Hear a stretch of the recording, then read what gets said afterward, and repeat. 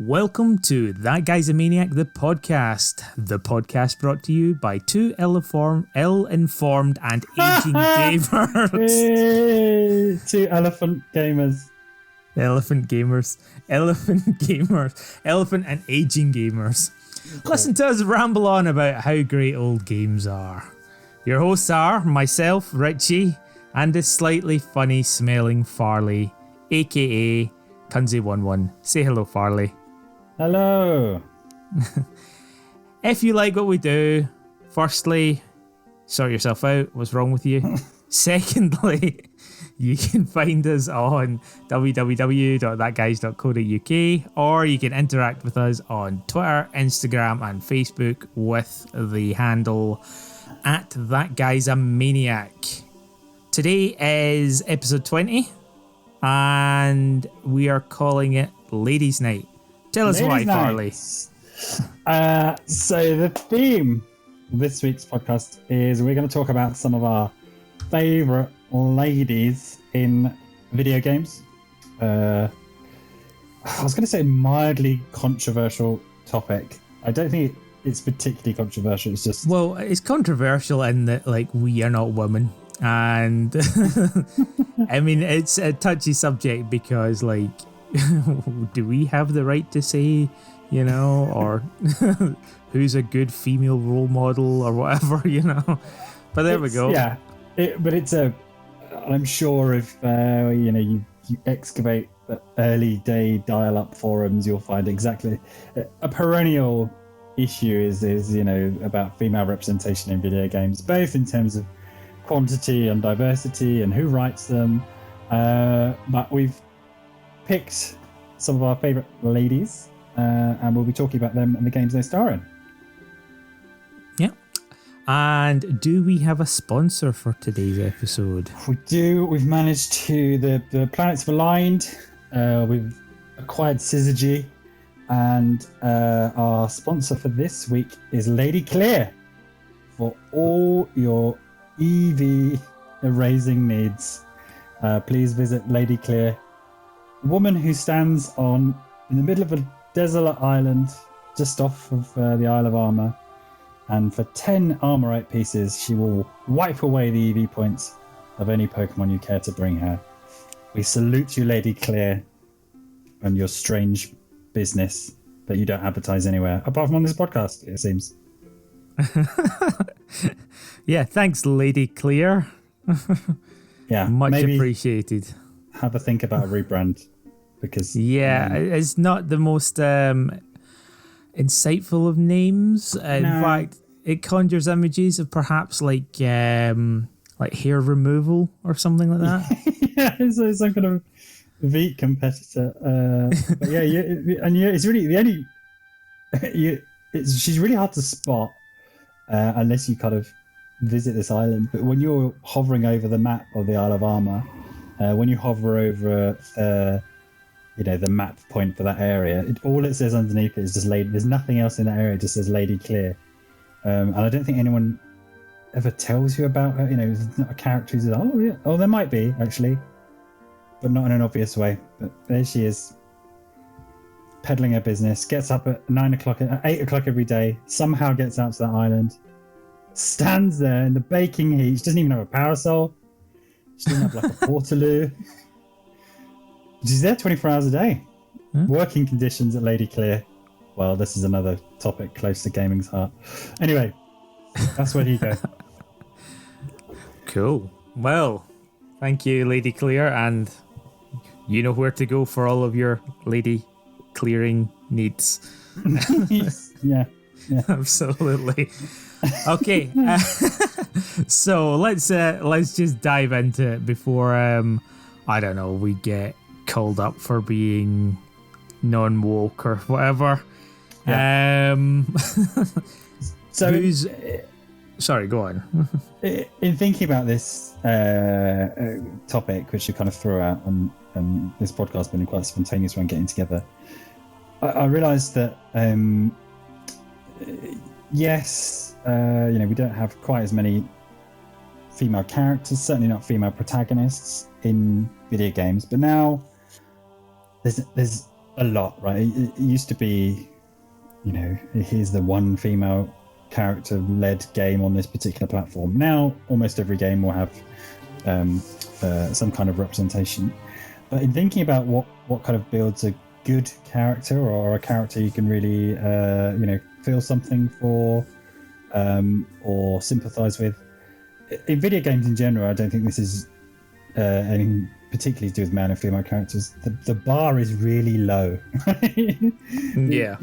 If you created a graph with a pyramid of personality traits, a whole lot of characters are in that bottom chunk, right? Which is, they are visibly a female, probably have massive wabs, and that's it. And then, just with the addition of one particular character quirk or sometimes sifting through lines of dialogue to oh right, there's this hint of a secret story, will bump you up that pyramid. So I guess I'm kind of prefacing that some of our choices perhaps they're not the most rounded or multi-dimensional characters, and that's something that really needs improvement across video games. One of the other things I want to talk to is kind of and occasionally this kind of comes up again. I say in forums, but of course forums don't really exist anymore. Is we both prefer, I'd say, to play female characters when given the choice. In general, yes. Definitely. And why, maybe you've never thought about it, why do you think that, why is that the case for you? I generally find, and this just goes back to what should probably be another podcast as well, is like dressing up characters. The array of clothing and the customizability of female characters tends to be much better than that of their male counterparts. And it also... it seems weird, but I'm going to say the word identify, and I'm not meaning it in that sort of way, but it is harder for me to identify with something that's supposed to try and look like me, when in fact 9 times out of 10 the male characters that you get are big, chunky, generic Ryu lookalikes with like t-shirts and skater trousers, and just like, that's not me.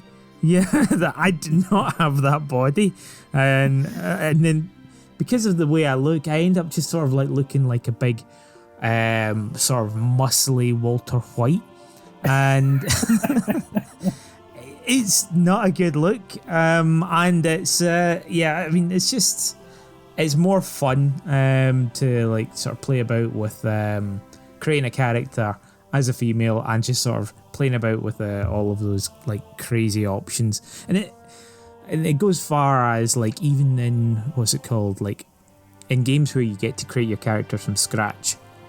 Like I wouldn't even normally always choose like a human character. So for instance, like in Skyrim or Oblivion, I like going this crazy reptile people, but that's because if I was to make a generic human man, I don't know, I just feel it lacks something. And it's just, it is weird because it should be closer to what I am, but I don't I identify less with it as a character. I have more fun. Yeah. Yeah, I agree. And I think I do the same for a lot of the reasons you've just stated. So when it comes to things like dressing up, just the range of options, styles, colours always tends to be just much more interesting, and you've got a lot more flexibility rather than varying shades of cargo pants, the one suit option or tuxedo option that you'll find for a guy, and then just office tosser wear. It's normally the selection for most male characters. Office tosser wear, CNA catalog with some chains on it. And then, I mean, this is an interesting topic to me anyway, kind of how people interact and how much they kind of put into their characters, because some people, do just want to make themselves in every game and kind of, don't really feel it if they're not. If it doesn't really one for one kind of represent them. Whereas, yeah, I agree with you. I always go for the either the kind of different species character, and I think they're just I don't know, it's kind of more fun to play. Even though I don't think either of us do, kind of role play our characters in a way that you sometimes see. I'm not role playing that character. And another thing, I think I mentioned this in another podcast as well. When this comes up, is someone say, well, if I'm going to be looking at the character's ass for 20 hours, 200 hours, I'd rather it be a girl that I fancy rather than a bloke's butt.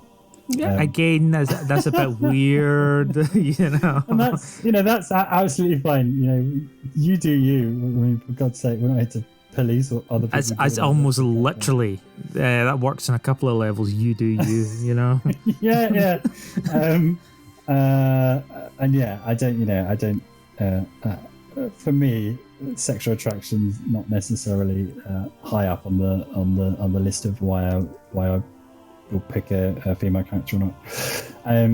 There are, it's on the tip of my tongue, but I can't remember it. There are some games. Was it the Pokemon games? Where in the different versions, the dressing up options were asymmetrical. Yes, really, really annoying because you got was it Moon? It was the previous. It was Sun and Moon. I think I got Moon. No, I get Sun. You got Moon. Yeah, and and my clothing yours options was the boy version. Yes, which had more options for men. For boys' clothes, yeah. For boys' clothes, yeah. And yeah, yours had all of the female clothes, and I this only just came up with us talking, and I was like, there's a rubbish amount of selection. And you were like, what? There's tons. What's fuck wrong with you? And then we found out about this. Yeah. Don't do that. Give everyone all the options. Jesus. Yeah. And then the last point, I guess, is it's often difficult, because there is such a low bar with built out, thought out characters in video games in general. Sometimes it's difficult to separate whether you like the character from whether or not you just like the game. And so a couple of my choices are, actually there's not much to this character, but I kind of like their role in the game. So yeah, there'll be a couple of those choices, and in fact, one of the ones on my list is a favorite character, but she's probably on your list as well.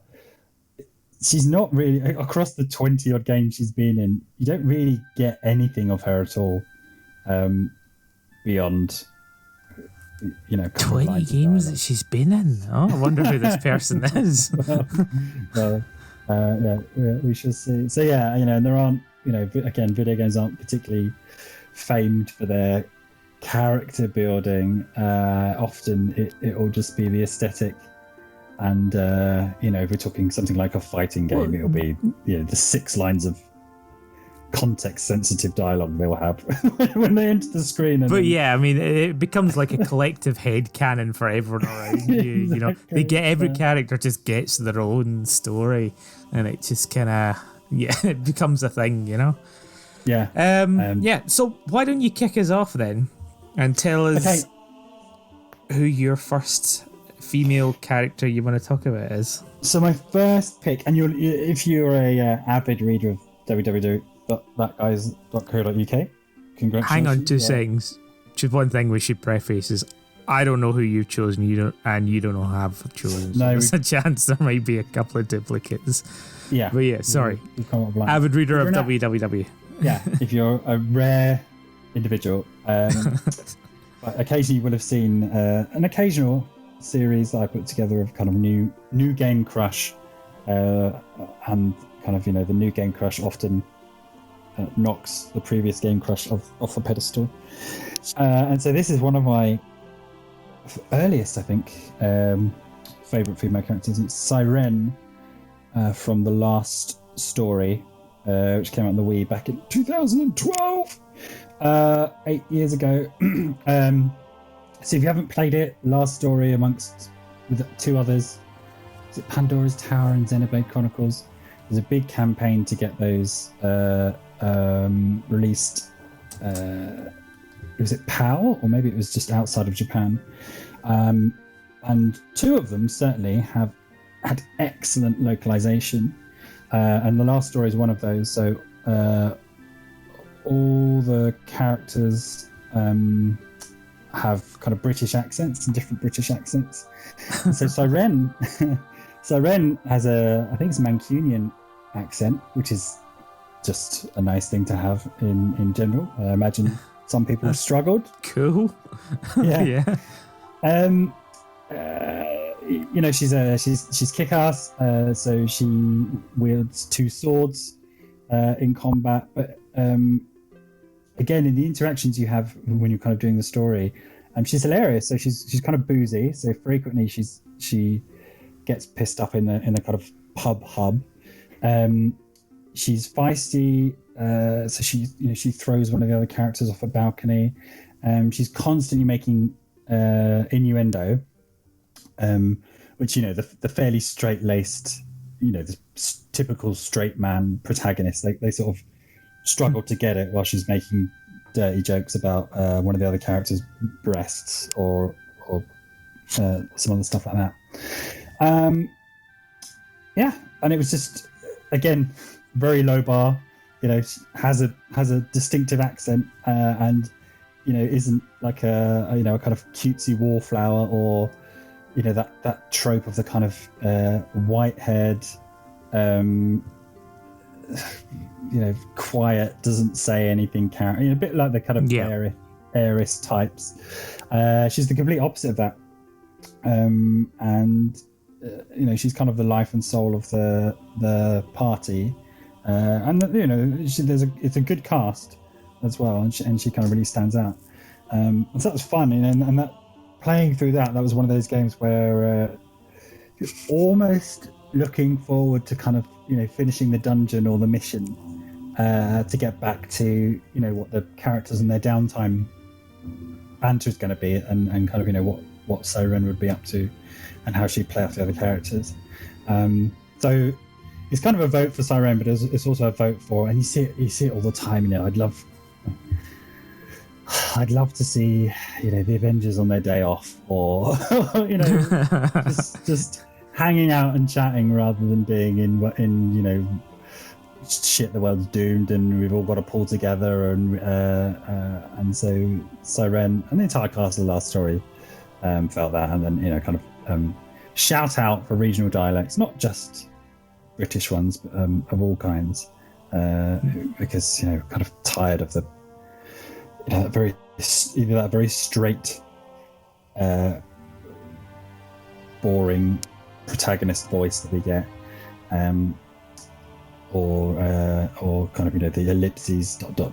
stuff that we get. Yeah. I mean, that concept that you just sort of mentioned there, the idea of like seeing people on the day off. When you were saying it, just reminded me of Tales of Vesperia.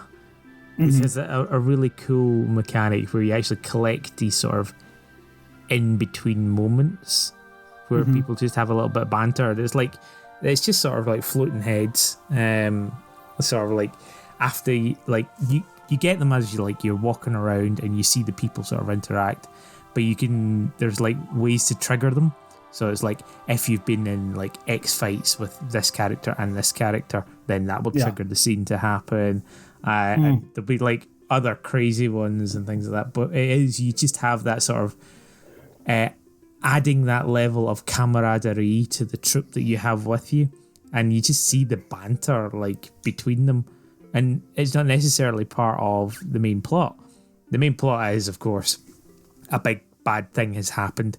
Go and fight the big bad thing, which is the same in almost every RPG, and then how you get there is all very, serious dialogue. But in between, they're stopping, they're having a camp, they're cooking, they're looking for XYZ, doing all the side plots, but they're actually talking to each other in the side plot, and that is so much more valuable and adds so much more dimension to characters in that sort of way as well. But it's just something you made me think of there. Yeah, Valkyria Chronicles, especially the second one, is really good at that. So you have a main cast of 5 who are really central to the plot, and then you have this huge rotating list of people you can kind of swap in and out of the troop you take into battle. But you can do these side stories, and there's some really interesting kind of character quirks and flaws. So there's one of them might be Chatterbox. So if she's hiding behind a barricade with they each have characters who are on their friends list, then her accuracy will go down because she's a chatterbox, or you get show off, and there's a couple, I can't remember what they're called. Essentially they mean that they're lesbians, and so I think they get either buffs or debuffs when they're around female characters, depending on the individual character. And it, even though there's not really a benefit to doing it, you do kind of group those characters together, or if if one of them gets knocked down and needs rescuing, you kind of like, oh well, she should be rescued by a friend rather than just whoever's nearest. So yeah, it adds that value, and again builds that camaraderie. Fire Emblem's another one that's really good at showing off some of that stuff, and arguably that stuff's on a par with the actual dungeon stuff. That's my first vote. Siren, my last story. Okay, cool. So Who've you you want got? me to go Yeah. next then? Yeah, good segue. Nice introduction from my. I'm done. I'm done. Good for you, Say goodbye, Farley. Yeah. It's ladies' night. Catch It's us ladies' next week. Same time. Cheers, Lady Claire. I am going to talk not just about one female. I am going to talk about what was perhaps the girliest game I've ever played, or we've ever played. And I'm using that word girly because it was girly, undeniably girly. And that is Final Fantasy X-2. I want to talk about the characters in there. Good. I'm glad that's on your list. Yeah, because what if you don't already know, in Final Fantasy X, there were people. Some were dreams, some were not. But ultimately, there was a character in it called Yuna, and she was. I don't know. Back me up here. She was a rubbish character in Final Fantasy X. She was. Yeah. Love interest, bit of a Mary Sue, and then she had special powers that nobody else had. But then, just very like the worst parts of Squall and Cloud. Didn't give me something. What do you care about? What are you interested in? No, Exactly. Not And I mean that's the big story stuff. Yeah, I mean, part of her storyline is that she was quite sheltered, and she was quite, didn't really know what the world was like. And so these guardians that she had around her were supposed to teach her about the world as she went on a pilgrimage and stuff like that. But she didn't have an arc. She still came out as the same sort of meek, boring person. Yeah. That somehow had a role in the hay with a dream person at some point. And I think it must be our boredom because there's nothing else going. But she was very like Mary Sue is a very, very good way of putting it. She wasn't necessarily a damsel in distress, and there wasn't necessarily any sort of feminizing of the sort of damsel in distress scenario. But the only reason you kept her in your party and you would have ditched her so quickly was because she had the summons. No one else could do summons in Final Fantasy X. So you just kind of kept her in your party all the time so that you could do the summons. But other than that, she wasn't very memorable. Memorable. Or Revengeance. yeah, and not necessarily. Yeah. Point of order, and I may be misremembering because I didn't actually play much of Final Fantasy X, although I saw a lot of it. She's quite damsel in distressy, right? At some point, she's lined up in her wedding dress to get married to somebody else, right? Oh, yes, Seymour. Yes, absolutely, you're right. Okay. But yeah, he's like he's some guy who's really good at summoning or something like that. And I think it's one of these sort of arranged marriages because he's like another species on the planet where they're from or something like that. So they're going to give birth to super summony children or something.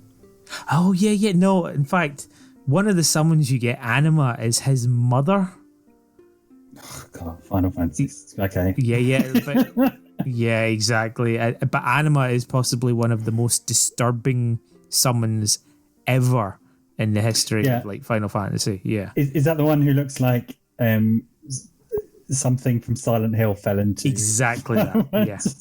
It's like a head. Is it a head with chains? You describe it. I think it's a head with chains, and then instead of like the bottom half of its torso, it's a big giant mouth Marlboro thing. Oh God, yeah. Yeah, so she's not. My point was she's not completely free of damsel in distress trope. Yeah. No. Okay. Yeah, but yeah, it's not how she's played for the most part. No, and in fact, you keep her in your party most of the time as well. But she's not a very very fun character. When in fact you do have other female characters in it that are odd and different and quite cool and unique. You think of Lulu, although boring as sin. She's a very boring character, but she's got these red eyes, and she's of course got the very, very famous cosplay-loving dress that's made out of belts. Yeah. And she's. I think. I mean, that's one of those instances where, the fact that she carries around, essentially Netsuke, like little cactuar and something else. Yeah. Is. I like her. But not really. We don't really find out much about her throughout the game. I mean, that's massively broad brushstroke. But it's like, I think she's cool. It's just we never get to see that cool coolness. She's well polished, cool. Like, yeah. Again, I'd love to see her and Waka in the bar, or I don't know, her on eBay looking. For yeah. And spoiler alert, her and Waka do the dirty, and they have a kid in Final Fantasy X too. Dude, and that's such an odd pairing, mostly because Waka's a fucking idiot. Oh, the voice of Waka is somebody famous as well. Fuck! Look at me Google this. I can't even damn it! That's so annoying. Oh yeah, it's what's his face? Bender from Futurama. Oh. John DiMaggio. So once you start hearing Bender speaking rather than Waka, it gets really, really messed up. Final Fantasy X. I just ruined it for all of our 3 listeners. Anyway, Boys' Night is coming soon. Ladies' Night. Exactly. But yeah, so the other character, or other main female character within the Final Fantasy X was Riku as well, who was like just fun and quirky and jumpy and full of energy, and again stark polar opposite to the other 2 of them, but you were just more engaged with her as a character definitely than you were with Yuna. I don't know, did you find that? Yeah, again, there's just more to it, and you kind of predict what her what her input would be when the group were having grave discussions. But it's kind of a bit spunky, a bit naive. Because she's really young in that one, right? So she's she's like 16 in that one, and then she's like 18 in Final Fantasy X too. So she's this warrior teenager kicking around with an S&M witch, boring summoner lady, and then various shades of a giant cat person and people that come from dreams. Yeah, and she just kind of just takes it in her stride. Yeah. That's cool. That's cool. All right, you're from a dream. You're still a cool person, though. Yeah. So I mean, she's it can be a little bit annoying in a way that, but there was more to her. Yeah, I agree. Yeah, but anyway, what I was trying to get to, and let's fast forward to Final Fantasy X-2. In X-2, they remove all of the male, I don't know, protagonists. Mm-hmm. You can never tell if you're a protagonist or an antagonist in a Final Fantasy game. You know, the terrorists are going to blow up all of the, the power plants. Yeah. But there you go. Yeah, so you fast forward to there, and they remove all of the male protagonists, and you've got nothing but female characters. And in fact, you only get 3 characters.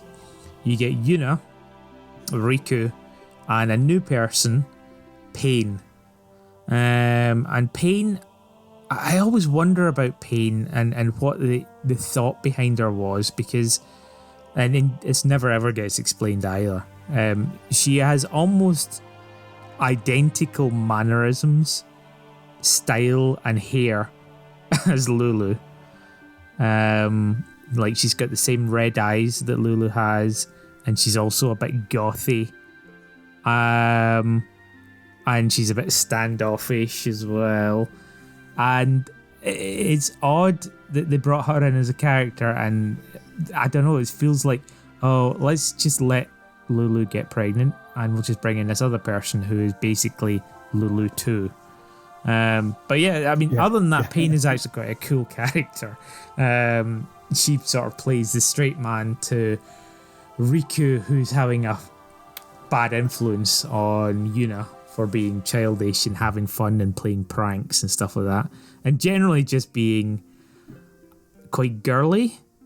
But all 3 of them, they end up being like super like super pro feminine, like sisters almost, and then again the whole game is about dressing up and dress spheres, and they keep like the spheres in little compacts as well, and it feels very, very, very girly when you play it. But at the same time, like, these are like very well sort of rounded characters, and Yuna comes into her own a little bit more, because I think what they do is they've kind of written the fact that she was a summoner and she had 0 personality, and she was completely, you know, rubbish all of this. She loses all of her summoner powers, but at the same time she's gained so much experience, i.e. her XP bar has gone up. She's gained so much experience, like fighting and doing things in the world, that she's actually quite a pro at like saving the world. So she's kind of adopts that, and so she has all of these cool cutscenes. But she always sort of says, "Was that cool?" Or, you know, and sort of second guesses herself and things like that. And yeah, I mean, it is a super girly game. Yuna feels way much better character, you know, with the dual handguns. That was during that time where everybody was dual wielding. You had a big issue. Like, it's a sequel to a game. Right, let's get everybody dual wielding. It was at that time where if you're working on the sequel, you know, back when games used to have physical boxes, and you have, you know, your little bullet point of features of this game to sway you when you're standing in the game store, and you turn over for, you know, whatever, Shootman 2, and dual wielding would be, you know, up there. And I just remember so much coverage talking about, oh no, it can dual wield. Yeah. And so, great. Now I have to press the left trigger as well as the right trigger. Yeah, exactly. Yeah. Or sometimes not even, you know, so I guess I look a little bit cooler, but functionally I still press the same button. Yeah, I mean, it's I mean, I guess we've never really talked about it like that, but it were it not for Yuna's kind of non-role in the first game, the second game wouldn't have that much of a punch, because she's kind of, you know, she's correct me if I'm wrong, the game opens with her performing a concert, right? So she's famous, but kind of depowered. And then just throughout the game, you feel like there's a lot of pressure on her, and she doesn't really know what to do. She's very she just is. Yeah, she doesn't have her summoning powers. They all go at the end of Final Fantasy X. So they've got this new thing, the Dress Spheres, which takes on the souls of people who sort of wore those clothes before. So she was wearing a dress sphere, or in fact, it wasn't her that opened it up. It was like the bad guys that you're chasing, LaFay or something like that. Do you remember? The rival sphere hunters. But anyway, it's like you wear the clothes of it and you gain sort of powers. So you wear the clothes of this old singer who had the power to sway continents and all that sort of stuff. It's the same way as you like get a dress sphere that gives you the power of, a cactuar, as in you're dressed up like a cactuar. Which is in a really hacky, philosophical and psychological way, because she's such a blank palette of a character in the first game. It's putting on masks and putting on personas by literally putting on a dress. Cool. Oh, wow, you went a bit deeper there. That's a good thought. Fucking hell. But yeah, I wanted to bring that up because I feel that you can't talk about females in games without possibly one of the girliest games I've ever played, but still thoroughly enjoyable game, I like I say, I much preferred it. Saw enough of Final Fantasy X because it was that time when everyone had a PlayStation 2 and it seemed like everybody was playing it. Yeah.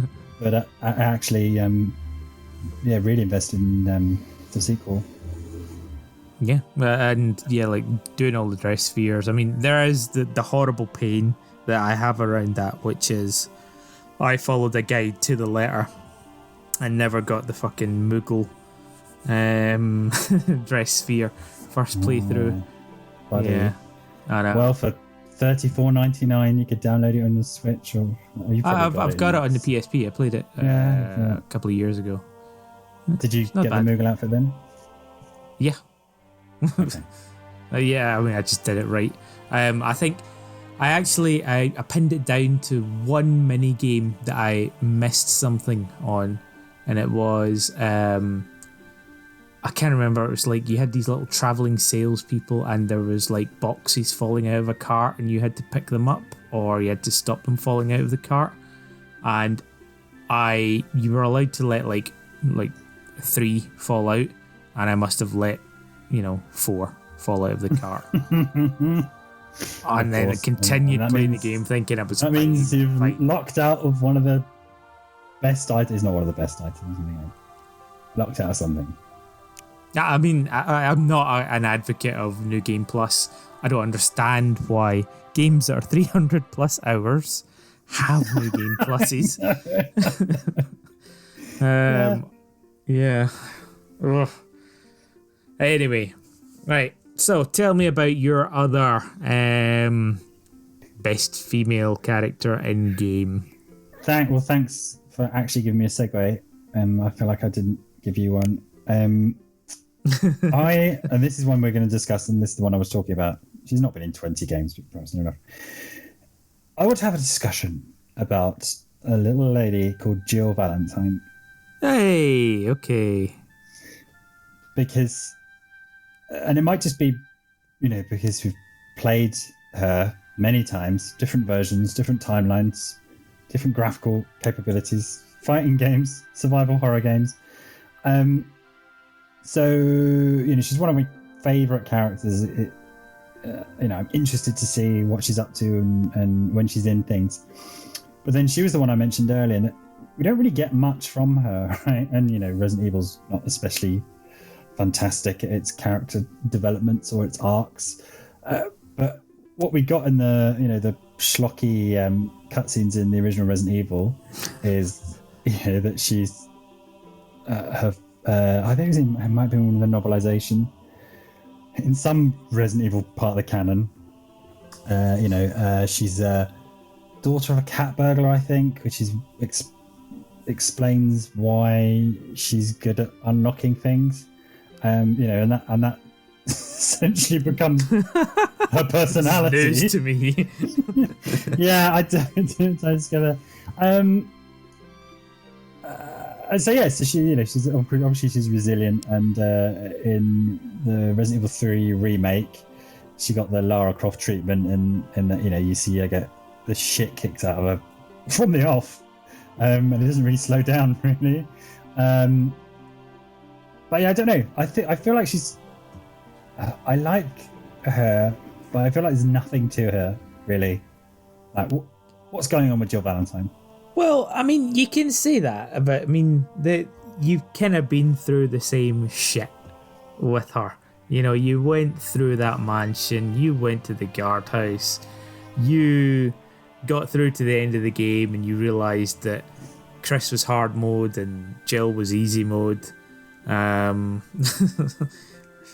But yeah, it's like you've been through all of that stuff with her, and regardless of whatever novelizations or extracurricular fucking shenanigans that have been endorsed by George R.R. Martin or whatever, there is always going to be that same story that happened. Assuming you got through the game and didn't die or couldn't find the square crank and got sliced with by a hunter or something like that. But yeah, no, there will always be that night in the mansion, and then you get that sort of extra bonus of seeing what she got up to, before and after the events of Resident Evil 2. Kicking about in Raccoon City, interactions with other people, and I don't know. I feel like, especially in PlayStation days, obviously there wasn't that much in the way of narration, but you had to sort of tell the story through interactions in the game without constant talking or heads popping up or somebody in your fake character's ear sort of saying words at you. You just had to go through, and I think because that is collectively the same experience that most people have shared, you will get the same sort of, oh, Jill is good at this, or Jill knows this, and she can't get out of a room which is falling through the ceiling, is crushing her down, or everybody has sort of experienced the same things and her reactions to it, so you kind of get an idea of who Jill is. And I mean, there were so many games where the characters just didn't even talk, and when we got to N64 and PlayStation days, that's when people started doing sort of talking in video games. In the SNES, all you got were people announcing names. You never got speaking games or anything like that. Audio of that sort of level was just too much. The audio for Mario Kart is just glorified midis. There is nothing more. And Mortal Kombat, it's always come back to Mortal Kombat. Yeah, by the way, did you know that Bruce Campbell might be DLC in the next Mortal Kombat 11? Is that for sure, or is that just a rumor? It's a rumor, but I think it'll happen. Okay. but I guess with Mortal Kombat you actually just got everybody announcing names. That was it. It's Sub-Zero, and you're yeah, the computer's talking, it is the future. But at least especially in a fighting game, you've got the different different styles, different moves, some voice cues. You get some indication perhaps about their background and their training, and whatever, beat the credits and get a paragraph of something. And I think with Jill, in a way that, well, maybe she just hasn't had that many games. So she's in Resident Evil and then Resident Evil 3. Then has a bad run in 5, where essentially she gets turned into a mindless, sexy fighting slave, and gets made blonde. Blondes have more fun. Yeah, just that whole thing is just, I don't know. They did a shitty in that one, and then she comes back in the remake. Whereas if we look at Chris, again, not exactly a paragon of great character writing. Through his many appearances, through Code Veronica, through 5, and then 7 and blah and 6. Okay, so yeah, he is, Mr. Righteous Punchy Man. but Mr. Righteous Punchy Man. I love it. It just gets bigger and bigger and bigger. I don't know if you've seen the teaser for Reza Village or however you. Yeah, I saw a little joke, like the biggest character arc in the Resident Evil series is Chris's neck. He's now like 90% more neck. He's now Mr. X proportions, right? He's like a giant fucking trench coat. But we've got, we get a sense, and obviously Chris and Claire's relationship we get a bit of, and yes, most of the protagonists in Resident Evil are just these generic, very righteous, want to do the good thing, very anti the bad guy, and I don't know. I'd like to see more of Jill, and we did get a little bit of it in the remake. Again, Resident Evil characters change from game to game, but she was a bit funny. She was quite sassy, when she meets not Nikolai, Carlos, the other guy. No, when she and Carlos go down to the subway, and there's the Russian guy down there. Oh God. Yeah, him. Yeah. So they're being. Am I googling this frantically? Do we care? Please do. Yeah, I'll carry on. They're being like, oh well, military men, and she's like, well, yeah, whatever. Oh, we know who you are. And she's like, yeah, okay. What do you want me to do? Well, I'll do it. And she throws cold water over Carlos's horny advances. So I did like that. That we got to see a little bit more of her as a person beyond just being a righteous resilience machine. Yeah, I know. It's like, I think the best part was like you actually kind of saw her vulnerable as well. Like you saw her in her home. When I say vulnerable, I don't mean like like strapped with chains attached to a wall or something like that. Like, what I mean is vulnerable. Someone rescue me, please. Rescue me. Yeah. She's. It was Mikhail, by the way. Oh yes, there you go, Mikhail. It's clearly kind of, the opening scene where she looks at herself in the mirror. She's clearly kind of fucked up about the fairly traumatic events in the mansion. In a shitty little flat, there's rubbish everywhere. She's got one of those detective walls up with the red string tied around. And that's what I liked about the original Resident Evil 3 as well. Is you got a little bit of a sense of what happened, what was life after the mansion incident. Chris disappears to Europe, and Jill's kind of left to her own devices, and then kind of hunted down by Nemesis. So yeah, she's on my list, but I'd really like us to see more of her, or for her to have some more of a kind of character and motivation. To be honest, I think we just wanted more in Resident Evil 3 as well. We talked about that as well. I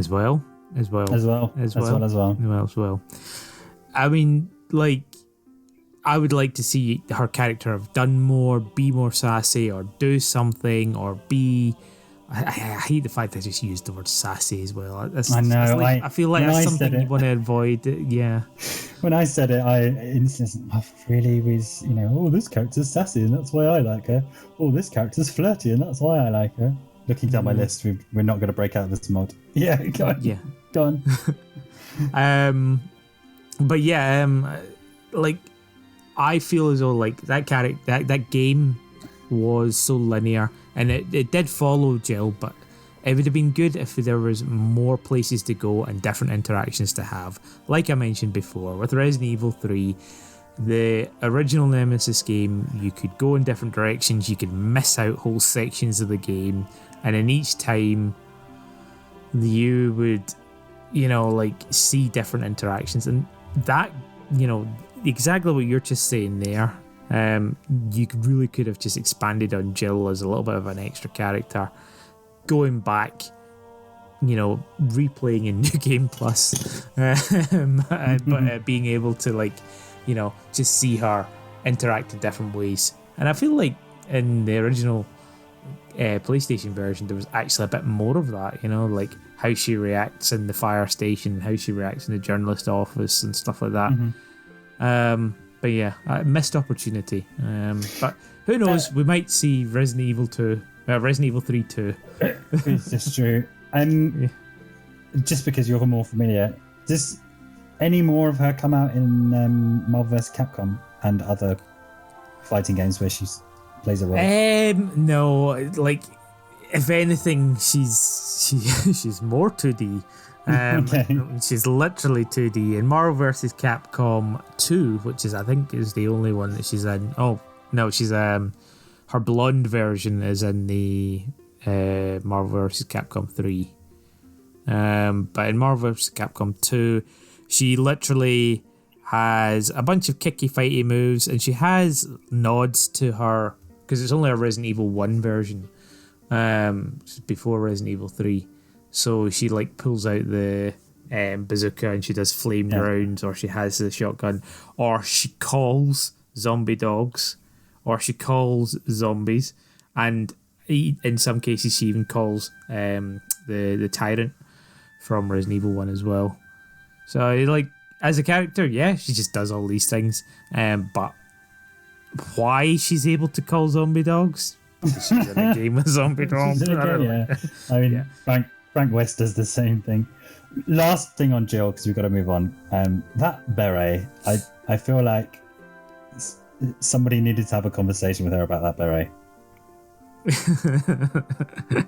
Yeah, is that suitable work attire? I don't know. It's just a bad look. There's actually one more thing I wanted to mention. Okay. And you kind of touched on it. Family relations to Jill. Yeah. Now, during the late 90s, there was a few games, and there's a lot of characters that have the last name Valentine. Right. So, I think I actually even did a little, I think you what's did, it called? That guy's sort of everybody's related thing. Yeah. So, Jill Valentine, and you also have Ivy Valentine from Soul Calibur, whose dad is Cervantes, who's not a cheat character. And you also have Vincent Valentine from Final Fantasy VII. Yeah. And I like to think that they're all part of the same universe. It's extended family. Yeah, she exactly. never, and because the Resident Evil games don't really give her any justice. We never see a note in her flat being like, oh, Vincent, things are really bad here. I hope it's working out with your situation in whatever. I hope Daddy Cervantes is doing well and hasn't turned into a weird flaming skull monster. Yeah, I'm sure. Yeah, I mean, I hope he keeps Soulblade locked up in the cupboard and doesn't use it anymore. Yeah. So I think we shall move on from there. Give me a segue. Come on.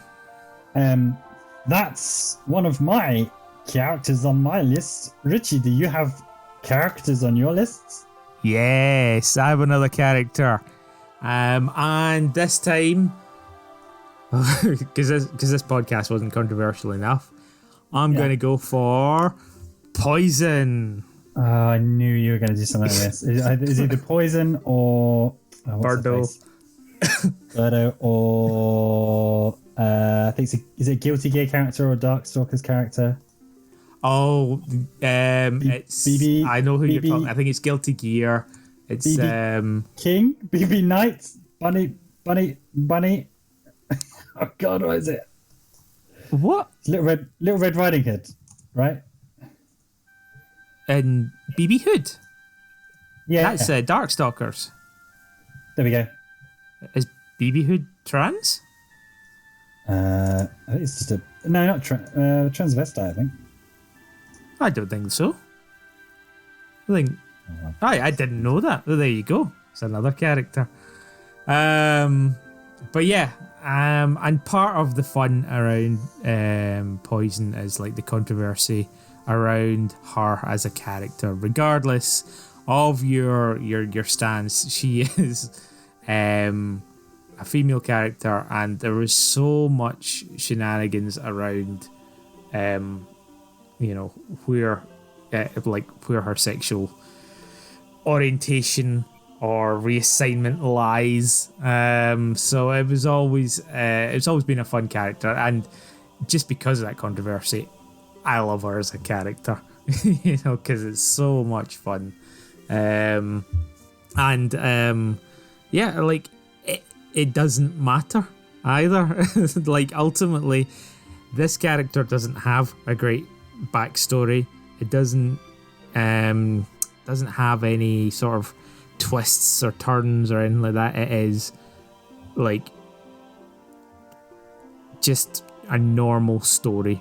But because there is this potential controversy, she has this aura around her as something different, which is it's perfectly fine. And yeah, so do you know how this all started out with Poison? Yeah, wasn't it to oh God, it was to get around the fact that you would be beating up women in a game. They essentially said, yes. No. So in the recent Capcom beat 'em up bundle, Final Fight is actually just using the Japanese version. Oh, yeah, that's right, because you said you didn't realise where she'd come from. Yeah, I didn't. Like, I knew she was in a beat 'em up, but I didn't realise it was Final Fight as well. And she's like one of the people you just constantly beat on. But for the Western release, they actually replaced Poison and Roxy with male characters, Billy and Sid. Yeah. But in like, I think it was something else. They just sort of brought her back in, and she was sort of like was referred to as she-male in Final Fight Revenge or something like that. And then that got even more controversy, and then there was an alluding sort of thing that she'd had sex reassignment surgery and all that sort of stuff. And it gets even more confusing because apparently Roxy, who is just basically Poison with red hair, hasn't gone through sexual reassignment and just likes dressing up, so is transvestite rather than transgender. Okay. So there's all sorts of that sort of stuff going around. Are they twins? I don't know. Yes, I mean they essentially the sprites are yeah, exactly identical. But yeah, by the way, quite sorry. Sorry, a correction. I was thinking Bridget, not BB Hood. Yeah, Bridget. Yeah, the little sort of nun-looking thing in Guilty Gear. Yeah. Teddy bear yo-yo handcuff nun, which is such a Guilty Gear. Oh thing. wow, Yeah. Cool, fantastic. Sorry. But no, I mean, that's fine. But yeah, BB Hood, I was pretty sure was not a trans person. Yes, I was not familiar. I'm not familiar with either of those series, and I somehow put Bridget and BB Hood in the same category. Probably because their names begin with B. Yeah. But yeah, like my first sort of exposure to Poison was, of course, the controversy around her, and there's like there were so many things like sort of saying that, like, she was trans, and I think eventually one person just sort of said, like, Poison is a woman. How, and you know, if you want to believe it was through sexual reassignment or was born a woman, it's up to you. You know, so it's kind of a cop out. Sort of, we're not saying whether this person is trans or not. It's up to you in your own head canon. And I suppose that's fine because they identify as female. Yeah. But yeah, exactly. So it's just kind of regardless. But they still sort of make nods to it, which is great fun. And one thing that I remember, I think it was Street Fighter Tekken crossover game. And this is where I finally got to play as Poison, which was great fun playing through the game. There's a couple of like sort of hints that people aren't sure as to what gender Poison is. And there's there's a point where I think, and it's really dodgy, it's like the bear Kuma from Tekken sort of says, Okay. doesn't smell like a woman. Right. Which is just wrong, man. That we'd that the gaming sphere would accept a anthropomorphized bear before before, you know, a transgender character is just absolutely indicted. Yeah. You know, no one's fucking going nuts over, you know, what is Roger? Is it a this or a that or anything like that? But geez, I will say, I mean, her kind of trajectory is fascinating because essentially she's gone from basically being an NPC. I can't think of an NPC which has had quite the same trajectory, because if you're you know, if you're into the action figure scene, shall we say, or model statuette scene, or dollies as some people call them, I think she's arguably had more models, toys, figures, merchandise than, you know, Hagar has, or anyone else from Final Fight, I think. Yeah, easily. And it's because, like, yeah, I mean, yeah, it's just purely because, like, no new, what's the word, what's the thing I'm going to use? It's like, there's no such thing as bad coverage. Like, Yeah. regardless of what your stance is on anything, there is always going to be just the fact that that person is now visibly in your sphere, and you're aware of her. So it's kind of, that is why she's got so much coverage as, like, being a character and being so visible in the gamer sphere as well. Yeah. Oh, and now she's a, you know, a fully fledged character in her own right. Yeah, and she's in Street Fighter 4 and 5. Yeah. As well. Yeah. It's just like, yeah. And again, definitely MVP. Whenever I go straight into playing any Street Fighter game as well. Yeah. Does she have a story beyond that though? I'm not sure. I mean, I think what I quite like. One trick. Or one trick. Yeah. No, she's definitely, like, she was like a manager for Hugo. Hugo's the big pink wrestler guy, sort of based on Andre the Giant. And there's definitely some sort of German dungeon basement thing going on, because she's got the crop and the hat as well. Yeah. So I don't know. A very mixed background. It's probably not PG friendly. Yeah. But yeah, beyond that, it's just was a thug, isn't a thug, maybe is a thug, is in a fighting game, and that's it really. Yeah. I mean, she's quite sexualized. She's got some attack, right? The poison kiss. But there's an image of her in a bikini on a beach mat, but like that pops up in some game as an attack. I'm not familiar enough with the game she's been in to know. Okay, cool. I don't know. Maybe that was from Tekken X, Street Fighter X Tekken. Were they not supposed to do two versions of that game as well? Yeah, they were, and the back one never came. Yeah. That's shit. Anyway. You seen that Capcom gacha game that you like? I hate you so much. I'm genuinely thinking of what gacha game what could it be? You just don't fucking know the game. I think she is actually, because they wouldn't like miss her out. You know, she's like the Eevee of the Street Fighter world. One of the most bankable characters. Yeah, exactly.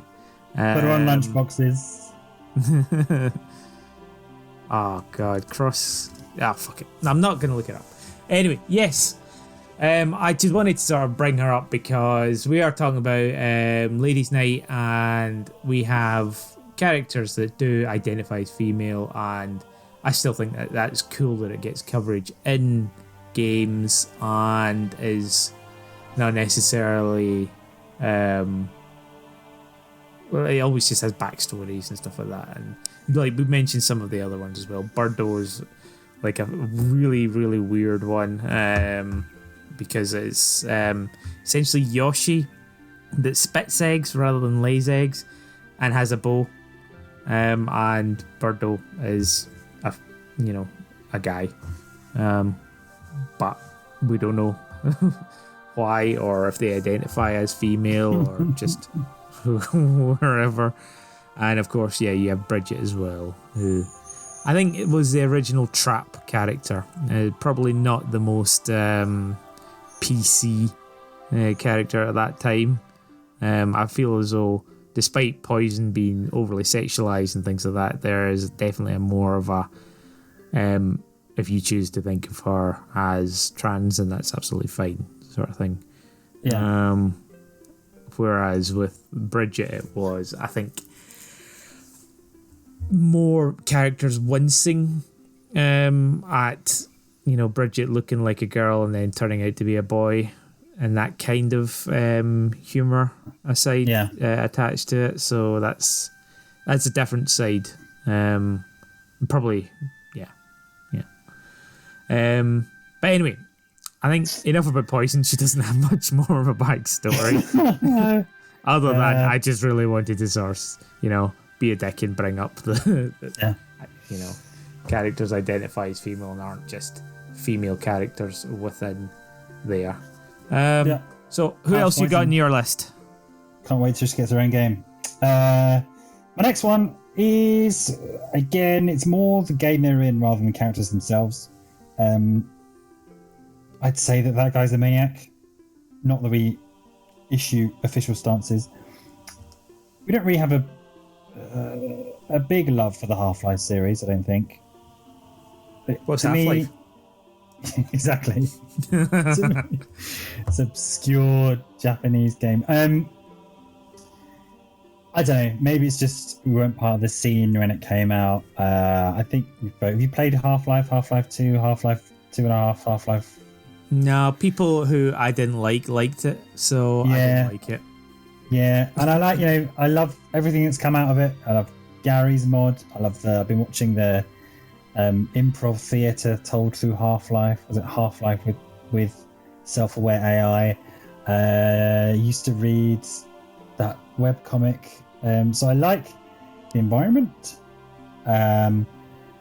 the gameplay, I don't know, just it was very PC, as in personal computer. Yeah. And so my engagement with it has also been years behind, right? So and big Half-Life fans will probably cringe in that I played Half-Life on the PlayStation 2, and then I got Half-Life 2 last year. I picked up the orange box. Well, you've done well. It's more than I've done. I know. Way more than I've done. I'm probably playing it sub-optimally, decades after it came out, but which is probably not giving it a fair shot. But I don't see the big hype, when people are falling all over themselves about the potential for a Half-Life 3 thing. However, one of the things I do like about the story, in inverted commas, in Half-Life is, I guess it was enabled through the modding tools that you could get, is the 3 expansions that Half-Life had, which kind of telling the same series of events from different angles. And I played 2 of them. I don't think I played Opposing Forces, but I really liked Half-Life Decay, which was the co-op version of Half-Life, and in that you play as Colette Green, Doctor, potentially Professor Colette Green, and Gina Cross. So their stories plays along the same arc as Gordon Freeman. They're involved in that same experiment. So as Gordon Freeman's upstairs pushing the sample in, they're downstairs doing whatever they're doing. And then they have their own little story that plays out in Black Mesa with some of the doctors. And a friend and I, I think it's just something you take for granted with gamers of our age, big couch co-op fans. Boo the death of couch co-op. Boo hoo hoo. But that was great to be able to play a Half-Life length game cooperatively. And okay, you could argue that it's the 3rd and last expansion. I don't think did it even come out on the PC, so it might have even been a PlayStation exclusive. It's not as if these 2 female characters are being given an even footing in any way, shape, or form. But it's cool that they put these 2 doctors characters. They do everything that Gordon Freeman does. I think one of them actually, and I don't know where I came across this information. I don't think it's in the game. Maybe it is. It invented the orange suit, whatever his HEV suit. So yeah, cool. I don't think we've heard from them since, though. I don't think there's even been a file somewhere or a reference to them in Half-Life 2. But then what the fuck do I know about Half-Life or Half-Life 2 Part 2 Part 1 Part 2 VR experience? Oh, what is it called? Alex or something like that? Yeah, Alex and yeah, I know. Fine. I'm with you. Like when it is a super PC experience, or at least it was, and there were so many other cool PC games out at the same time, like you had Kingpin and shit like that I just wasn't interested in this wannabe sci-fi thing, and I'm like, oh fuck it, not interested. I just never have picked it up. The closest I've got to it is playing Portal. That is it, Yeah. I don't know. Not a huge Half-Life fan, but I did enjoy Half-Life Decay, and I think it was cool that the main characters were superstar lady scientists. Lady scientists, whatever next. Yeah, I know. That's your cue. Who's next on your list? Who's next on my list? I suppose if you were to consider this as some sort of BuzzFeed fucking list of top females in games, you're gonna have to mention Bayonetta. Oh, I don't think you were going to go there. Fine. Really? Okay. Yeah. I don't know. I thought you were going to say Lara Croft, Samus. Oh no, fuck them. I don't like those games. Those games are rubbish. Say, female Mimikyu that you raised. That's pretty fucking niche. Bayonetta. Yeah. Now, I like Bayonetta. I think it's a good game. It is. Thanks. My next one is. Nah, come on. Have you played Bayonetta? No. But okay. Calm. No. Yeah. So Bayonetta is. Her body proportions are wrong, so I thought I'm not going to play that because there's too many heads in her legs. Or do you remember that utter nonsense when it came out? Yeah, her head's too small for the rest of her body. It's fucking again. Boxing kangaroos and talking pandas. Yeah. Look, she also summons her hair through portals. Yeah, no, that's fine. That's believable. But her head, it's only 1/6 of her legs. Ridiculous. Her dress is made of her hair. Unlikely. Yeah. Unrealistic. Sorry, carry on. Yes. As a stylized, fun female character, she's good. Is she sassy? Is she sassy? She's not just sassy, she's her own woman. She it's essentially just a hyper Devil May Cry, and it is it was way more intense than some of the other Devil May Cries, which sort of went down the big sort of chunky tank fighting game arc. She came in with the sort of stealthy, exuberant style, and I think that's what everything about it was really cool. It was like she's a witch, so she's technically on the evil side of things, and she makes deals with sort of devils, and she summons demons and things like that. So she's always had that sort of dark side to her. Yet she is the protagonist in this one, and conversely, angels are the bad guys in it. And you just get all of this great religious imagery that you're fighting, of weird upside down heads and Metatrons and all of the different choirs of angels that you have sort of personified as these sort of porcelain style evil floating things that you're attacking and killing with sort of demon styles, and that is just so cool and different. But Bayonetta as a character is even more fun because throughout the game, and this is major spoilers for Bayonetta, it's a 20-year-old game? No, 10 to 15 I would say. Yeah, it was 360 initially. 11-year-old game.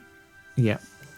But yeah, so the whole plot of it, there is a little girl that you have to save. That little girl, as it turns out, is actually Bayonetta. Bayonetta's gone through the usual trope of she's lost her memory. She has to get it back, and there's constantly this journalist following around, this guy who is essentially trying to play the hero and save her without sort of realising that she's this super-powered evil witch sort of thing, and is very, very capable of looking after herself in that sort of fashion. But yeah, it's such a cool stylized game, and that character, regardless of gender, was just a fantastically well thought out, rounded character that you just have so much fun. There is some hypersexualism in the game as well, because her clothes are made of her hair. Whenever she does attacks, she uses her hair, so there's always that potential glimpse of nudity going on as well. And there's a lot of eluding to basically one of her attacks ends up being called a climax. So you do big combos, and then you finish it with a climax. And it is so cool. Again, it's just different, and it's fun to have that sort of 18 rated humor in there, and not to ruin the character by being overly sexualized, or indeed just being a damsel in distress, which was very easy to sort of do in a lot of these games as well. I mean, if you look at Devil May Cry, you have Trish, who is technically the damsel in distress and also a bad guy, but way more one dimensional. And then a woman called Lady. A woman called Lady, of course. Yeah. Couldn't be any more. I mean, to be fair, the Devil May Cry ladies, they are cool. They do kick ass. They do, yeah. Yeah. But yeah. The lady's actually quite a cool character as well, although she's just rife with daddy issues. Yeah, big daddy issues. But she carries a big gun. And we like that. And has a short pleated skirt on as well. Oh, yeah. Well, But yeah, again, it's fine. It's her choice.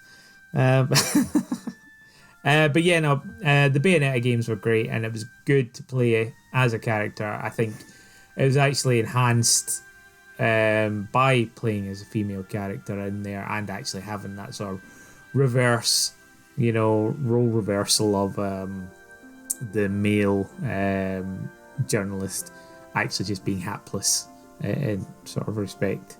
And he's actually the one that thinks he's doing the saving, but he's not really. But yeah, that was a great game. Bayonetta 2, I've heard is just as good, but I haven't played it. Oh, dude. I know. Why not? Because why not? Because it was on the Wii U on my disk drive on the Wii U. Fucked up. Yeah, but then we've had a bundle since. No, there was a on the Switch. You get Bayonetta 2 and 1 and 2. Yeah, it was weird. It was weird, wasn't it? You bought 2 and got 1 free. Is that true on the Switch? Yeah, I think you just have Bayonetta 1 on the Switch. No. Oh, okay. You buy 2 and then you get the download code for 1 or something like that. Yeah, and we talked about it before. Resident Evil Revelations did a similar thing, and I just want to buy both the games, physical or digital. I don't want 1 and 1.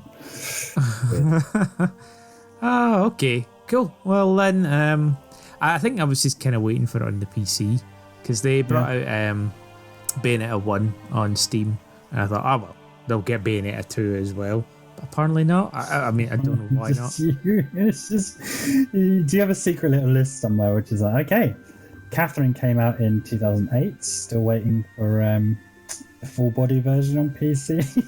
Bayonetta came out in 2014. Still waiting for the. These are all games I'm going to play when I'm 50. when your reflexes are at their absolute peak for playing Bayonetta 2 in your 50s. Oh dear. Is there a Bayonetta 3? It got announced, right? Yeah, it's Switch exclusive. Oh, Christ. Hang on. I'm okay. Googling. 2017. It got announced. Oh, well. Really? Yeah. Wow, okay. Well, yeah, it's a Switch exclusive. Yeah. Okay. If it ever comes out. But yeah, sorry, I still also feel that Bayonetta is a bit of a shoe-in, only in the fact that when you sort of say female video game characters, I feel like she's like one of the top 2 or 3, up there. Again, after Lara Croft, but I don't know. Are you going to talk about Lara Croft? No, she's on my and other friends list. But Yeah, good. Because yeah, I was not, gonna say it's a little bit trite, almost. But yeah, I it's felt Bayonetta was a little bit trite. That's why I gave her the rubbish intro. no, But who else no. have you got in your list? I don't think so. And good that she's in Smash, although professional Smash players, which isn't actually a profession, would disagree. The next on my list, it was a toss-up between two ladies who carry big guns. We've already mentioned lady, but neither of those are her. So the one who I didn't end up choosing was Saki, who I ended up sort of maining her in Capcom vs Tatsunoko. And I was like, oh, this character's amazing. So she's this tiny girl who has a gigantic gun. She's very much a zoning character, so she's throwing grenades and whatever, and then every now and then fires off a massive blast from her giant cannon. And in the way that the Capcom crossover games, sometimes they make really obscure pulls. Poison being the perfect example. I was like, who is this character? Where did she come from? I've never seen her before, but I love her. And she originally appeared in a game called Quiz Nanino Dreams. That's an obscure subtitle, which was originally an arcade quiz game. I don't even know what an arcade quiz game is. Brilliant. Like the pub quiz game. And from what I can gather, after extensive 2-minute research before we started recording, in that game she does not. She's a freedom fighter, or she fights for the Earth Liberation Force, I think, or Earth Defense Force. But you don't. So she's always off fighting, but you don't actually see her toting around a giant gun. So that's just something that was sort of invented and given to her. It's no coincidence, I think, in the Japanese market, that she looks very similar to some of our friends from Evangelion. So perhaps she's given that get up for the game. Yeah, and that's it really. So a character that her fighting style I find appealing, but sadly doesn't have anything else behind it. So I couldn't put her on my list. So instead, the other giant gun toting woman I have is Sharla from Xenoblade Chronicles. So yeah, she's really cool. I feel like we keep saying really trite things. Like she's very cool, and she's a very well-rounded character. She's a bit sassy. So she's her partner gets turned into a machine, and she is a healer, but she also has this giant cannon which she uses to heal as well as shoot things. Okay. Yeah. Yeah, because I remember you were telling me you usually play as a healer in like these raids and stuff like that, or Xenoblade things. Yeah. Yeah, I've got a thing for range characters. When I've played Monster Hunter, I like playing a kind of support ranged healer. So it's goofy and stupid, but when you fire healing bullets at people, I like that, particularly because in games where you can miss who you're trying to shoot, heal, and sometimes heal the enemy. So those things are in my wheelhouse. In any case, and then she ended up being on my party more often than not. Xenoblade Chronicles has some good dressing up, some really good dressing up that comes when you kind of unlock different armor sets. She has this nice background, and you kind of get, she ultimately wants to settle down and become like a doctor. So she has this really interesting aspect to her character, and that she's going through this massive ordeal versus the Mechonis, but we get a sense of what she might want to do afterwards. She's also, had this love, her love interest has been essentially taken by the Mechonis, She sort of ends up becoming a little bit of a mother to the rest of the group, which are a fair bit younger. And then the two other female characters in Xenoblade Chronicles aren't fantastic. You've got kind of, again, white-haired, airy, sort of wet lettuce fairy character. Yeah. And then you've got the girl next door who goes through an ordeal, blah blah blah. So yeah, there's more going on. There's more going on with Charlotte. So I like the combination of the way she attacks, her story, her role within the group, which is, to me, she's certainly the standout character of that cast, because you've got, generic man's best friend, and then older generic man, and then and then fat, rolly, feathery, idiot talking thing, which is probably number 2 on my list after Charlotte. Yeah. So there we go. So Charlotte in Xenoblade Chronicles. Again, perhaps much like your Bayonetta, played and loved Xenoblade Chronicles. I haven't touched the rest of the series at all, despite the fact that they're supposed to be really good. I don't know, people you don't like it, so no, that's not necessarily okay. Everyone who people who like it, I think it was, I may have talked about it before, the side quests in Xenoblade Chronicles. So when you get to a new area, it's one of those things where hundreds, seas of people pop up with question marks over their head, and then the more side quests you do, more side quests pop up, and it's very much because there's so many of those per area, and then there's things to find, and there's ingredients to get and missions to do. There's so many of them. I was almost burned out on that game before I hit the credits. It was, I think I still got that, years later, I still got that taste in my mouth. So when I look at Xenoblade Chronicles X, which now would be weird because it's a Wii U game, so that, it's a bit strange to be digging out the Wii U to play that. And then Xenoblade Chronicles 2, and then there's also that little add-on story with the Switch port. I get that taste of, I burn myself out on side quests. Stupidly. Yeah, it's like Fallout 4 for me. Like, there's just so much to do side quest wise, and I love doing like side quests almost more than the main plot. But because there's too much, and in fact there is infinite side quest to do in Fallout 4, as in it's always generating new ones, you just kind of get, I don't know what to do or where to go. I've got too many exclamation marks in my menu book. Yeah. I can't nicely erase.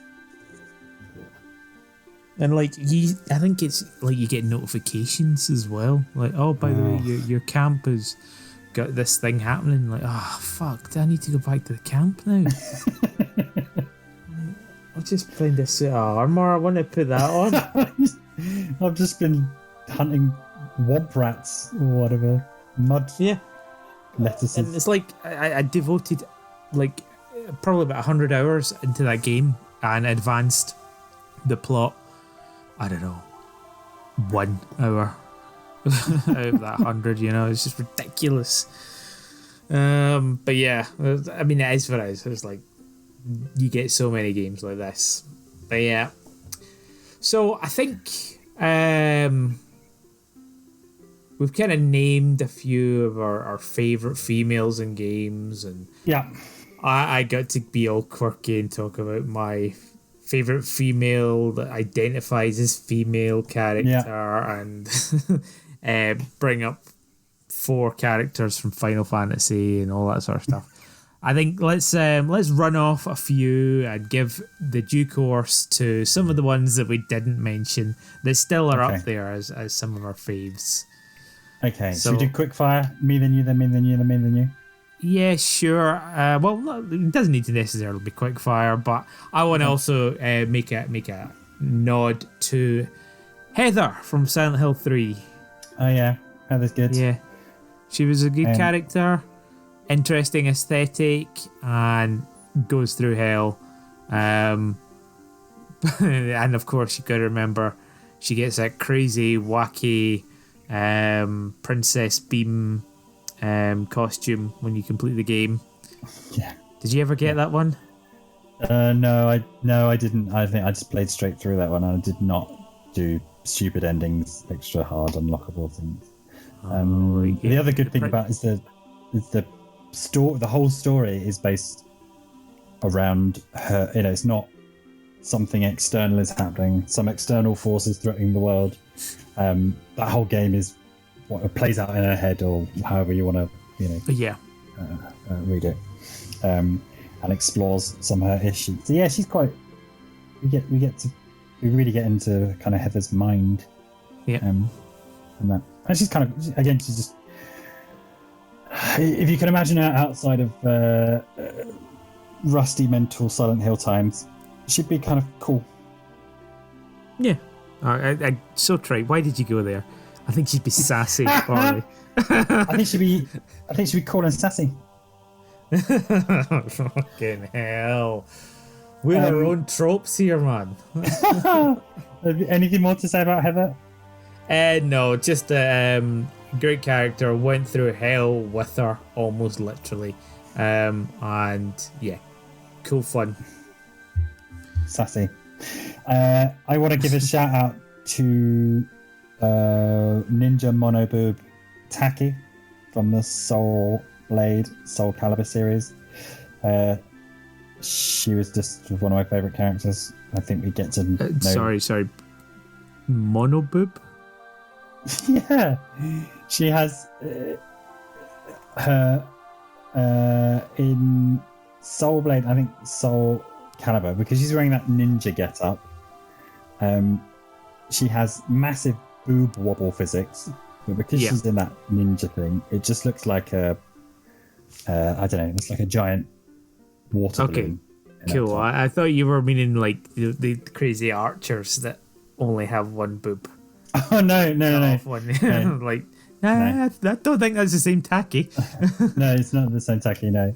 And in later games, they just become huge melons, and there's some nipple action as well, which is a shame because otherwise she's a good. I don't think we get much more than she's a ninja in it. Yeah, and I suppose that's something we haven't really talked about at all either. Is like the really really bad games for that sort of stuff. Like I think that's an easier list. It's an easier list to go through. Yeah, but I think it's less interesting because the reasons behind it are obvious. I think they're often dressed up as, the market is mostly male, so it appeals to the market. But most of the times it's just extraneous. It's just there's a gaggle of dirty little developers want to put massive wabs on their dress up characters. Yeah, gross. Who you got? I also have. Of course, the entire cast of Hyperdimension Neptunia. I wondered if they were going to be in there. Yeah. Talking of giant webs. Yeah. Vert.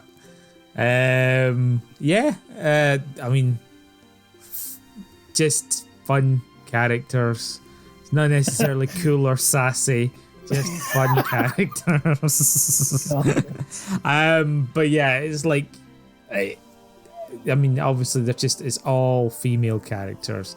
I don't think you can have a list of video game characters and best females without sort of touching on the anthropomorphized versions of video game consoles in an RPG that is called Hyperdimension Neptunia. Just cool as fuck, and lots of dressing up to be done there as well. I did a whole podcast about it. Go and listen to it if you want to find out more about that series. Yeah, exactly. Good dressing. So who have you got? Is there good dressing up in that game or no dressing? Oh, tons. And not only that, you get to dress them up twice because they change into a different form. Yeah, so, they've got their specialized CPU forms, and you get it's cool. HDD forms. I want to give a shout out for my girl, Lady Jane, in the Time Splitters series. Oh, of course. Just I was drawn to her instantly. She's a cool 19. She's sassy. Fuck off, man. She is cool. 1920s kind of flapper type. She's in Time Splitters and Time Splitters 2. Dropped from Time Splitters 3, which doesn't exist anyway.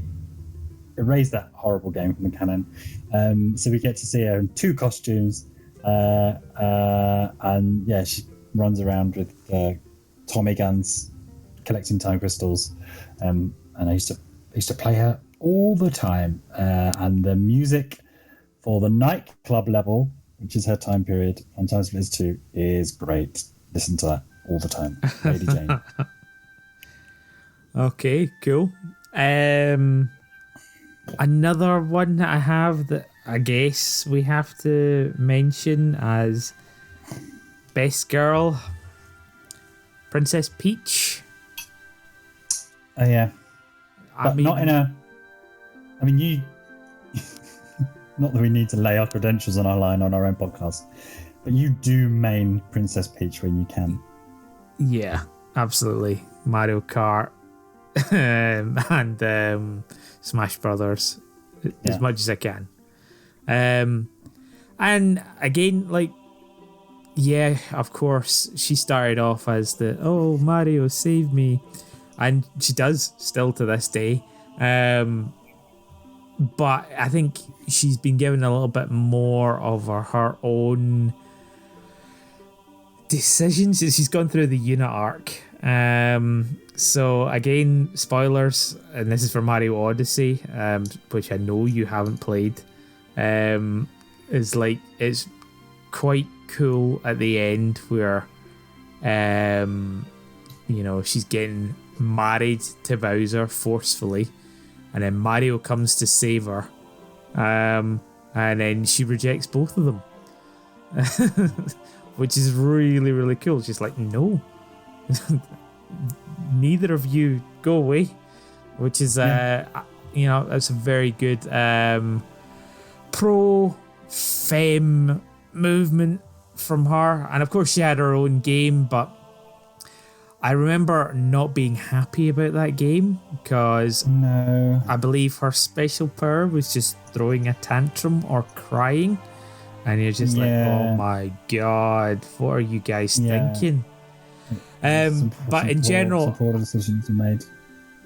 I quite like Princess Peach because she is supposed to be the personified sort of girly girl, and yet, she just comes out and thwacks you with like a golf club to the chin, and I think that juxtaposition is such a cool character thing for her. I don't know if there's much more you can say about Peach. I don't know if you could write an essay on Peach. in Super Mario Bros. 3 and in Galaxy, despite the fact that she's being held, captive and moved from castle to castle, she's still managing to squeeze off letters with P-wings and shit in, which is, yeah. So to my mind, she kind of has this, resistance type spy element to her. That on the one hand she is the monarch of the Mushroom Kingdom and whatever the political divisions of that nonsensical world and surrounding worlds is, but she's also somehow managing to get these letters out and getting Mario some much needed items. And again, Super Mario RPG, another game that we must mention every podcast. She actually, she does some fighting there as well, alongside the other characters. Yeah. Thoughts on Daisy? Daisy, I mean, I don't know what you want from me here. Daisy is a clone of Peach. I really don't know what her role is in the Mushroom Kingdom.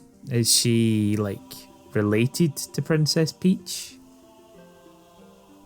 I don't know. Maybe she's. Who knows? Yeah, like she's just a brunette version of her, wearing an orange dress, and I don't know. And she uses sunflowers instead of peaches, even though she's called Daisy. Daisy, yeah, good on her. Yeah. Yeah, I don't. Yeah, I don't know much about Daisy. I think she's absolute trash. Oh wow, fucking hell. That's a bit brutal, isn't it? And she's one of the worst characters in video games. Oh, wow. At least you get an opinion more than me. Wow. Yeah. But yeah, like, yeah, Peach is there. And I suppose there's also the fan favourite that never happened, Bowsette, as well.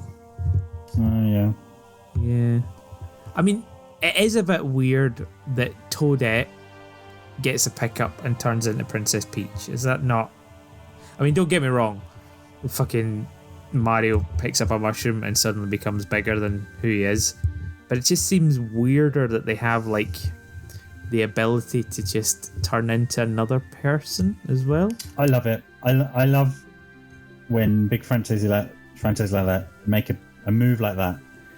You know, so the earnest people who are desperately trying to create some sensible, whatever the Super Mario Brothers Wikipedia's called, page on the Mushroom Kingdom, are like, okay, I think we've got like a chronology and a geography, and then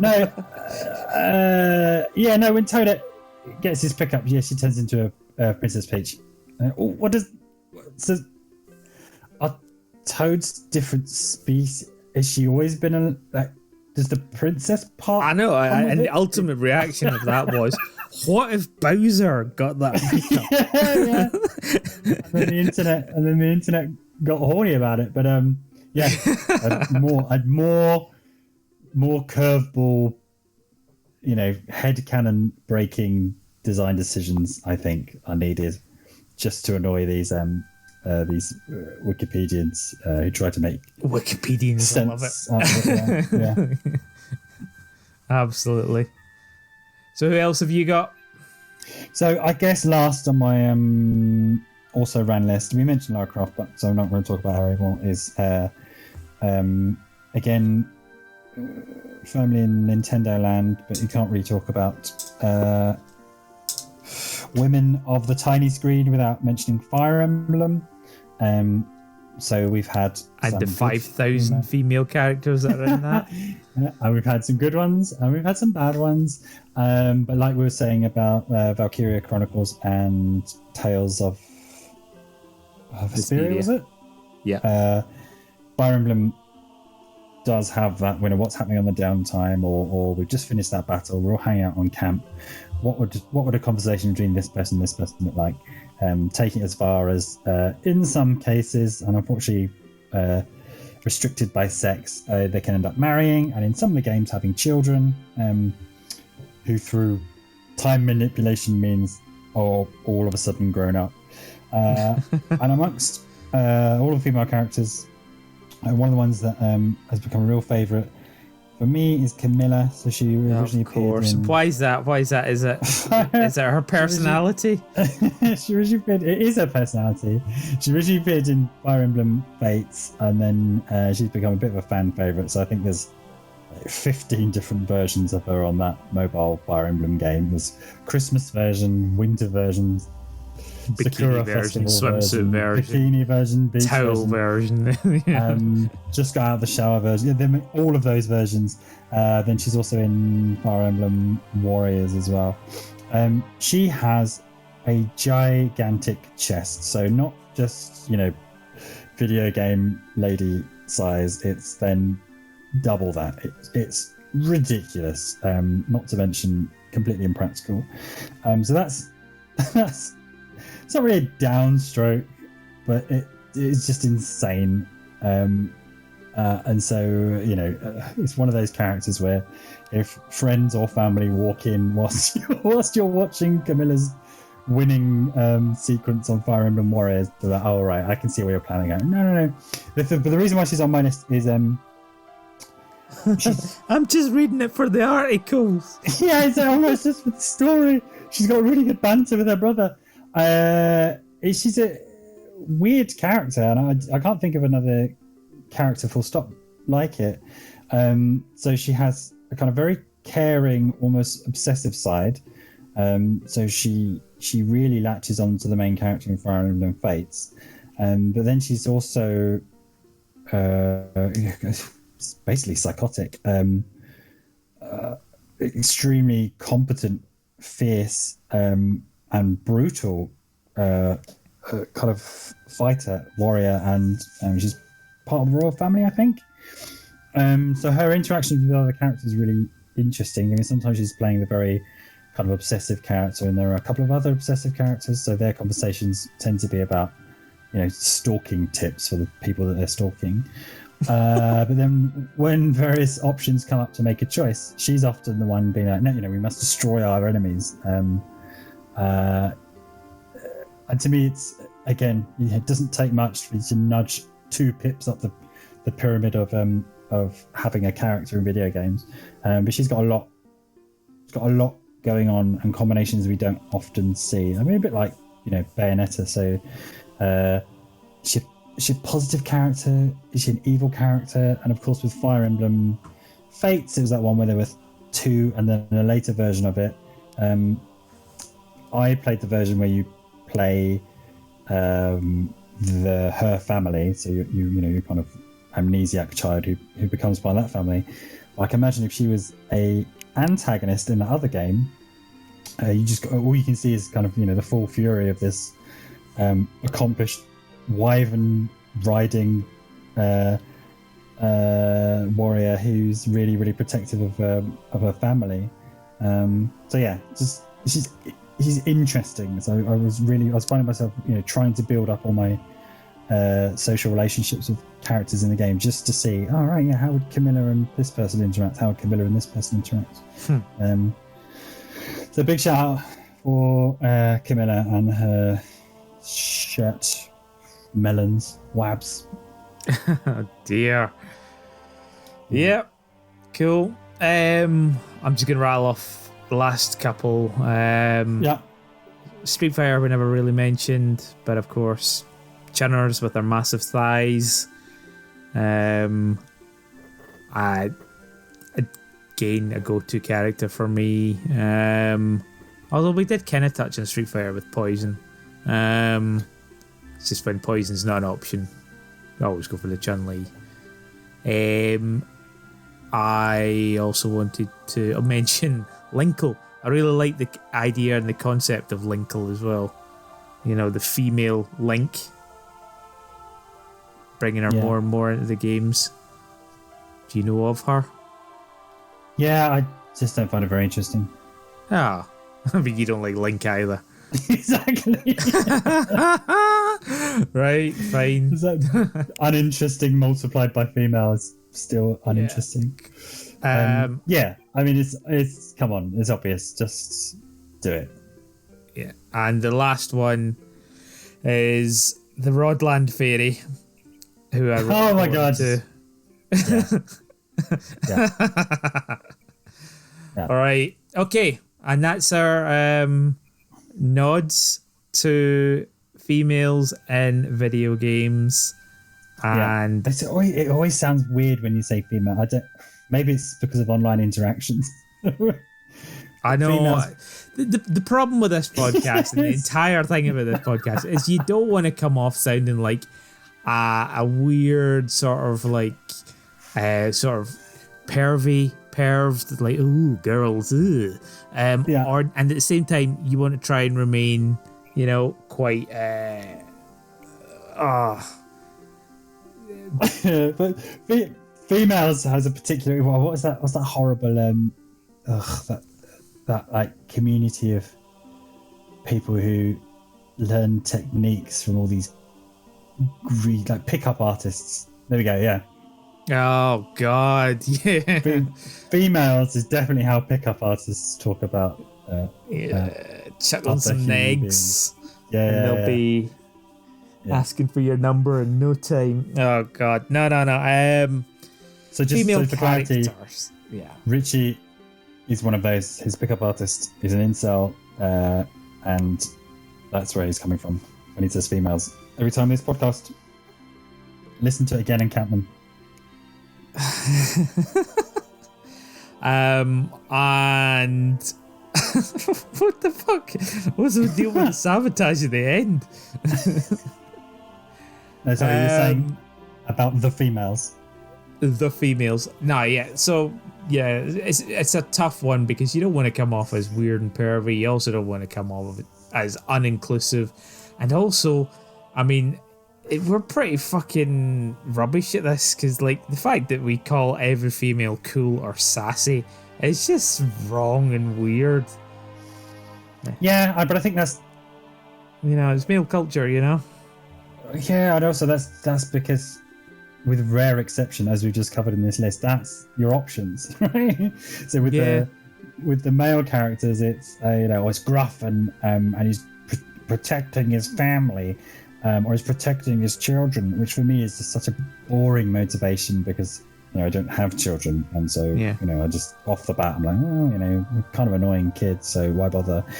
And then which is it's not like a deep pool of motivations, and there's been loads written about just lazy. And in the opening scene, the bad guy kidnaps the love interest, and that's why he's evil and why we must chase him down.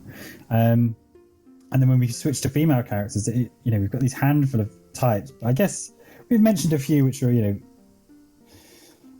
stirring up some of those. Oh wow, Yeah, the concept of a male hero is so ingrained in our in our social consciousness that it's very, very easy to do. But the idea of making a female hero, it's just different. Like, I mean, because of the era we grew up in, our brain automatically goes to something like Xena Warrior Princess, as opposed to like actual proper female characters that actually are heroic for many other reasons other than look how good they are at swinging a sword. They're almost as good as a man.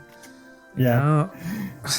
And it's certainly borne out in the tropes of there was I will fail to remember the name, but there's a really good study done by looking at different female character traits. And of course, they're predominantly they're often faster. They often have lower hit points. They'll often be use ranged weapons, or they'll be healers. And you just don't get that. You don't get that diversity. So I'd love to. I just love it when you see something a little bit different. So I'd love to see, a female tank character. Exactly. Or some of the characters we've mentioned are a bit chaotic, or they are deeply flawed. They're not all emblematic of purity and needing protection. They fuck up. You actually reminded me decisions. of something else, which is quite a good one. This is my Dragon Age characters as well. So I made my female character there, and my whole team was just nothing but female characters, but they were all mages, and they were all the biggest, tankiest possible mages. So they were like a very, very obscure build that you could get in Dragon Age, which was the Arcane Mage, or Arcane Warrior, which basically turned all of your magic points into hit points. Strength. So it was all very D&D, but it's it was really quite cool just to have like all of these, like this team of tanky females, just hitting things, but still like taking them straight out of that trope of just being mages. Yeah, which they all seem to be. Wear a dress, throw some magics from your wands. yeah. I mean, we mentioned kind of sexualization, over sexualization a number of times, and having sexually oriented content in video games is fine, but it's just we never see it properly. You know, why is it always okay? This character this character in this game, where we don't really talk about romantic relationships or love or anything or sex or anything in that vein, you know, just is wearing tiny trousers and has her boobs hanging over the rest of her body. It's, you know, like, if you're gonna use sex as a part of the story or a mechanic, just fucking do it, you know, and don't make it some shitty button pressing mini game. I know, it does get normalized as well. You know, it doesn't get an 18 rating or anything like that. Yeah. It's just, oh no, that's fine. You know, well, she's a mechanic and her tits are always out. It's like, well, yeah, and her private parts are covered up, so it's fine. Yeah. Whereas, you know, I'd love, you know, more S&M boys, more guys walking around in banana hammocks. Yeah. Anyway, we've got to wrap it up. No, that's what we're ending on. Banana hammocks. Brilliant. And yeah, also, let's just leave it be. No more bikini play. It's not a thing anymore. Banana hammock. Bye, Farley. Banana hammock. Goodbye, Richie.